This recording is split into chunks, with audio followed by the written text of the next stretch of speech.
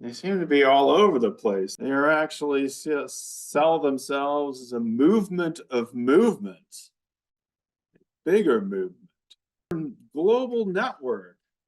Willow says of more than 1,000 groups together, and they are all self-organizing, unique to each community. So it's not that they're imposing one thing on everybody. They're all getting together to do this transition thing. We concentrate on the practical, on everyday activities, and they are known for being positive and applied optimism. There's this quote from one of the founders that really struck me. He said that pessimism is a privilege we simply don't have. Wonder why I'm such a pessimist all the time, because I'm privileged. I shouldn't have that privilege. Pessimism is a privilege we simply don't have. So he's trying to say that we have to be optimistic because we can't afford to be pessimistic.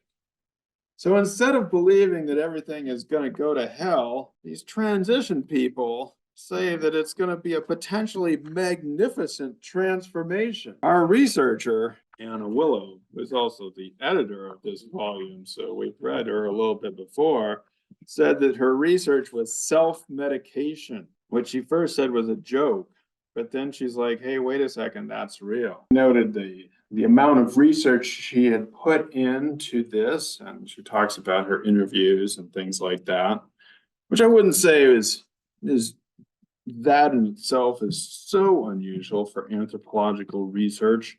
But what had she been doing before? She calls it an absolute necessity, because in fact, I think you talked about how she'd been looking at all these rough, difficult social movements in places where there had been devastation. And so in this place, she is able to do more of, like you said, these hours of research as engaged research, and it blurs these lines between being an academic and an activist. So there she is. What she's saying is she did a lot of research before in environmental movements in places that had been activists and devastated by social change. And she felt she needed to shift to something that would be more engaged in her community and would be more hopeful. Now, I found that on page 108, there was all kinds of good stuff here. And first of all, the idea of business as usual. The transition movement is also, they don't like this business as usual model.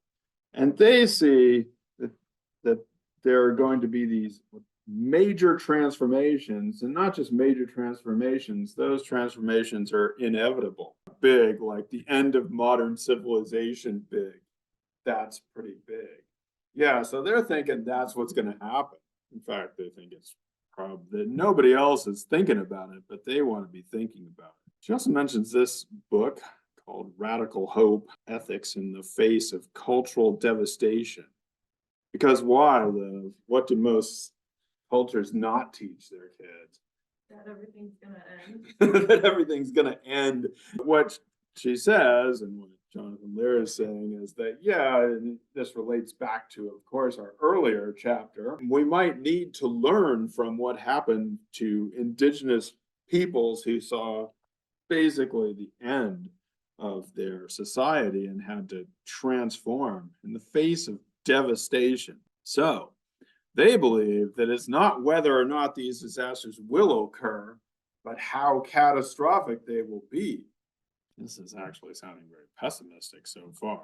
So what they're doing is they are getting ready for this big collapse, right? And so they're preparing for the end of civilization and all this stuff, and they believe this is going to happen. But what's key here is they're not doing it as survivalists. So many people that are preparing for the end of civilization, we don't even see them because they're off in a bunker somewhere stocking up on ammunition and food and trying to live it out, right? But they're not trying to do that. They're trying to do something else, which is to live together in a community and to transition to a new form of community life. And so they talk about transition design.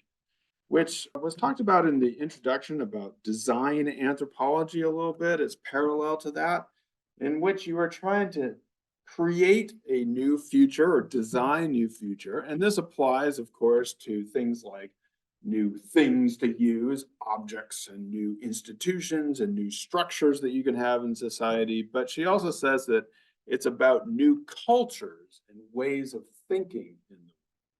So they're trying to do something new, and by thinking about that design, to take action in the present.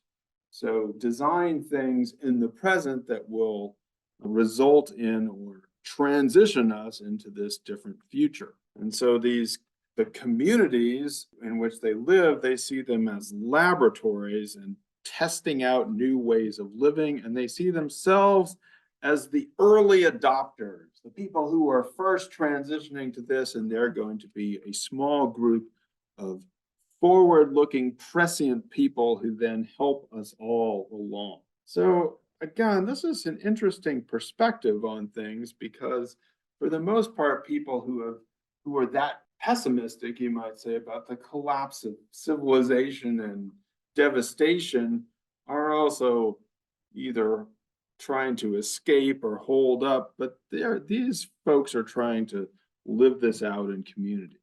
They are trying to do optimistic futuring in the here and now using something that they call visioning and backcasting.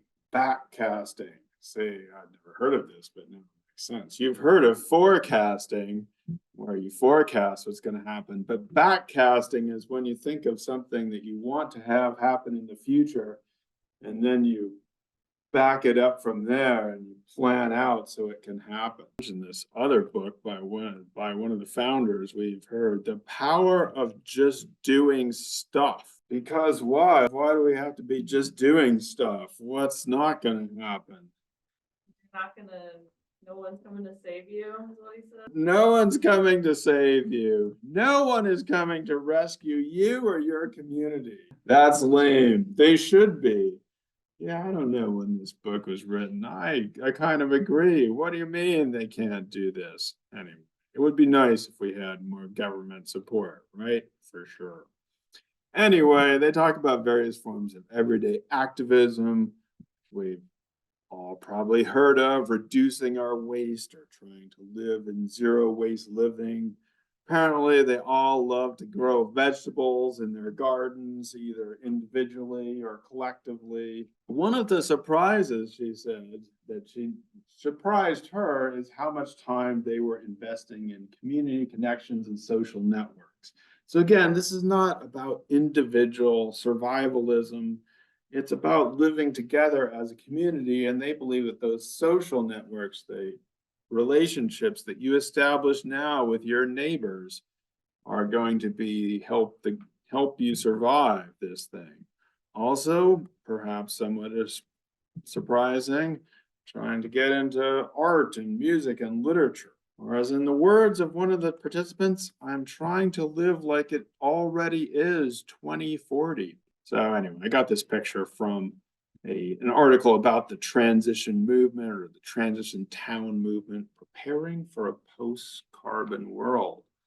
And maybe it's preferable, maybe it's better. So where do the anthropologists come in? She says in the conclusion that anthropologists can help contribute to the making of alternative futures, because anthropology's job has always been to figure out what people are thinking about the future, their different perspectives on it, and what seems to be working or what is failing and working in this implementation.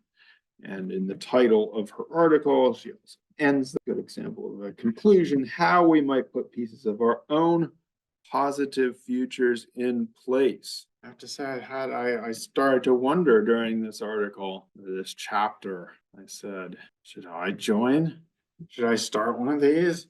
Should I start the Oneonta Transition Town? Yes, I should. No. Then I got scared. It sounded like a cult to me all of a sudden. But then I was like, oh, wait, they have diverse perspectives. That's not a cult. Or is it a cult? They seem kind of starry-eyed. Then I wondered, wait a second, I've seen these people before. They're just the hippies. They're all being naive. And then I wondered, it's like Liv, you said, is this just letting off the government off the hook, right? You're just like, oh, I'm gonna grow my own vegetables over here because nobody's gonna save me. But what does that mean? So that's lame. My final question was, how much water does it take to grow those vegetables? How much water are you using to do that? Maybe that's taking out the water that might be better used for other forms of growing vegetables. I don't know. I'm not always convinced it's good to grow. Maybe up here where we have all this rain coming down and grow our own vegetables, but I think you have to think about. Not sure. Not sure what to do about all.